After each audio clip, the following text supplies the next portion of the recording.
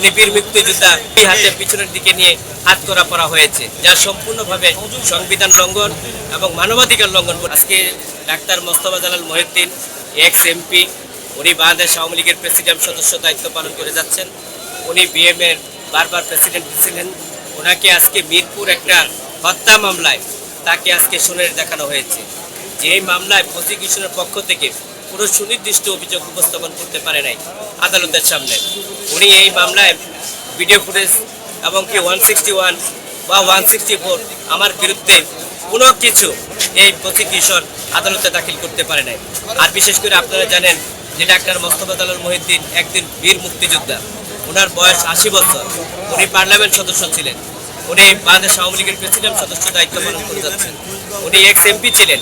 তারপরও ওনার আজকে দুই হাতে পিছনের দিকে নিয়ে হাতকড়া পরা হয়েছে, যা সম্পূর্ণভাবে সংবিধান লঙ্ঘন এবং মানবাধিকার লঙ্ঘন বলে আমি মনে করি। মহামান্য হাইকোর্টের উচ্চ আদালতের বিশেষ করে আপিল ডিভিশনের একটা জাজমেন্ট আছে যে যদি কোনো আসামি বয়স্ক হয়, অসুস্থ হয় এবং বীর মুক্তিযোদ্ধা হয়, তাহলে তার ব্যাপারে হাত করার ব্যাপারে নির্দেশনা আছে।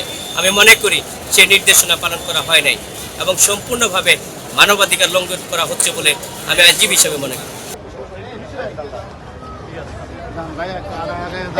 বড় করো লাইন।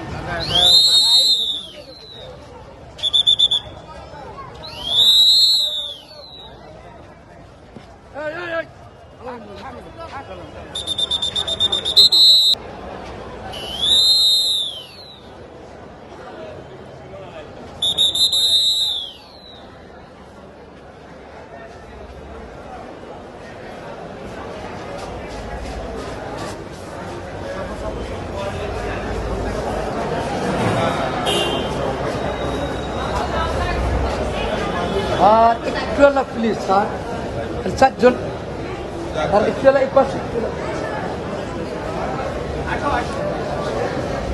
ডান পার্টি জায়গা, ডান পার্টি জায়গা ওনাকে ধরছেন যে